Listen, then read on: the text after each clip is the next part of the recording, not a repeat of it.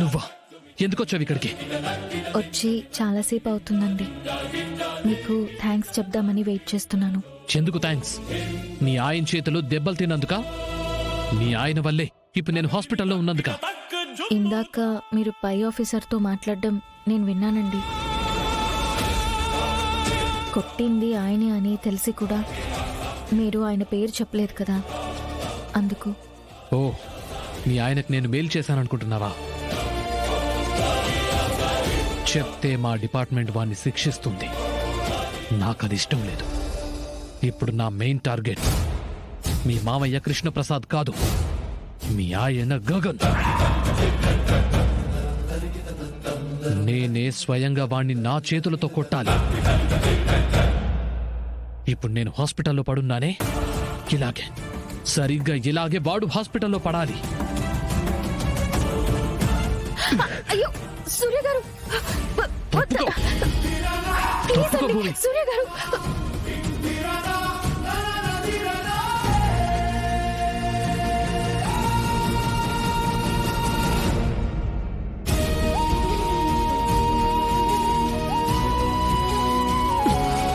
ఆవేశపడకండి.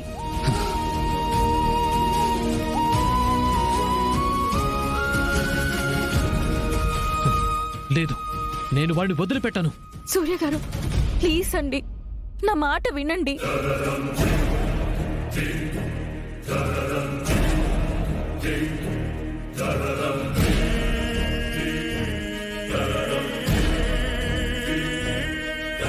ఎందుకండి ఆవేశపడతారు?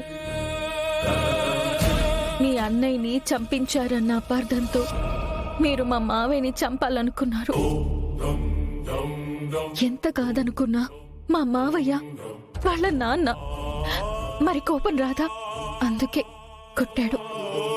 చట్టాన్ని చేతిలోకి తీసుకోవద్దు అన్నారు. ఏదేదో జరిగిపోయింది.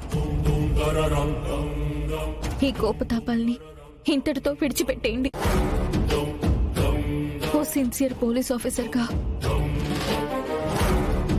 ఇంకొకసారి మీ అన్నయ్య మర్డర్ కేసుని విచారించి నిజాలు తెలుసుకోండి. ఇంకా తెలుసుకునేదేమీ లేదు. ప్లీజ్ అండి, మా ఆయన్ని ఏం చేయకండి. మీ ఆయన్ని చంపాకే ఏ ఎంక్వైరీ అయినా ఎన్నాళ్ళు మీ ఆయన బతకడు. మీ నాన్న దగ్గరికి వెళ్ళిపో. Good good decision KP. నిర్ణయాలు జీవితాన్ని మార్చేస్తాయి. భార్య మీద ప్రేమతో మంచిగా ఆలోచించి సరైన నిర్ణయం తీసుకున్నావు. యాండి, మీరు ఎక్కడున్నారా? మీకోసం ఇల్లంతా వెతికొస్తున్నాను. కేపీకి ఏం జరిగిందోనని తెలుసుకుంటున్నాను. మీరా ఆ దొంగ ఎవరో తెలిస్తే వాళ్ళకి శిక్ష పడేలా చేయాలి కదా. అది కాలమే నిర్ణయిస్తుందా పూర్వ గారు? తప్పులకి నేరాలకి శిక్ష తప్పకుండా పడుతుంది. అది సరే గాని ముందు మీరు రండి. మీరు ఎప్పుడు తిన్నారో ఏం తిన్నారో మీకు ఇష్టమైనవన్నీ నేనే స్వయంగా చేశాను. తిందరు రండి. వస్తాం, నువ్వు వెళ్ళు. అలాగే. ఎస్పీ వాళ్ళ ప్రమాదం ఉంది, బయట ఎవరికి చెప్పుకో. ఆయన బాగానే ఉన్నాడు, బ్రతికే ఉన్నాడు అని శారద మీ అమ్మకి చెప్తే, మీ అమ్మ అయితే మాత్రం బయట ఊరంతా అందరికీ దండోరా వేస్తుందా? ఆ ఎస్పీ వల్ల మీ నాన్నకి ప్రమాదం ముంచుకు రావాలని మీ అమ్మ మాత్రం అనుకుంటుందా ఏంటి? అవును, వద్దని చెప్తుంది నిజమే కదా. మీ ప్రాణానికి ఏమైనా అయితే నా ప్రాణం కుదురుగా ఉంటుందా? మీరు బ్రతికే ఉన్నారని తెలిస్తే బయటకి బాధపడుతున్నట్టు నటిస్తూ లోపల నేను సంతోషంగా ఉండేదాన్ని కదా. నేనేమో తెల్ల చీర కట్టుకొని కుమిలి కుమిలి ఏడవడమా? అది మాత్రం రంగురంగు చీరల్లో పంచరంగుల చిలకల ఎగరడమా? నాకు ఈ విషయం తెలియాలి. మీరు బ్రతుకున్నారన్న సంగతి నాతో ఎందుకు దాచింది నాకు తెలియాలి. చెప్పండి.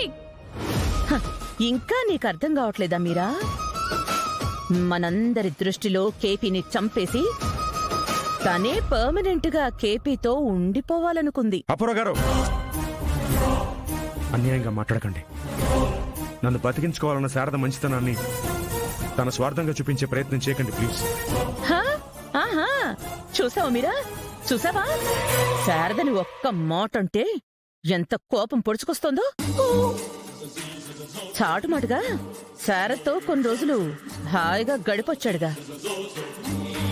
పర్మనెంట్ గా శారదతోనే ఉండిపోవాలన్న ఆలోచన కేపీ కూడా వచ్చినట్టుంది.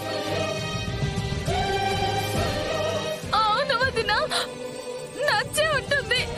అందుకే అవి నట్టుంటే ఈయన అంత ఉక్రోష పడిపోతున్నారు. ఏమీరా, ఎవరేం చెప్పినా నమ్మేస్తూ ఉంటావా? అంతేనా? కళ్ళెదురుగా ఇన్ని సాక్ష్యాలు కనిపిస్తుంటే నేనేదో కొత్తగా చూపించినట్టుగా మాట్లాడతావేంటి కేపీ?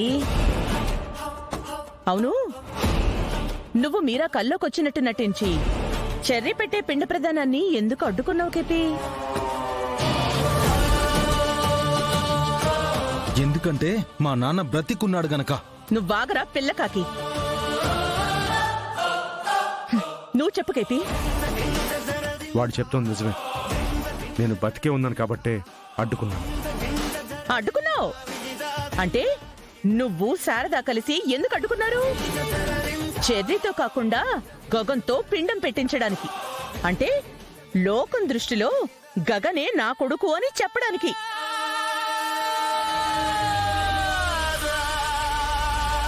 అంటే మీరా ఐడెంటిటీ, మీరా పిల్లల ఐడెంటిటీని పూర్తిగా చెరిపేయాలి అనుకున్నావు. అంతేగా కేపీ?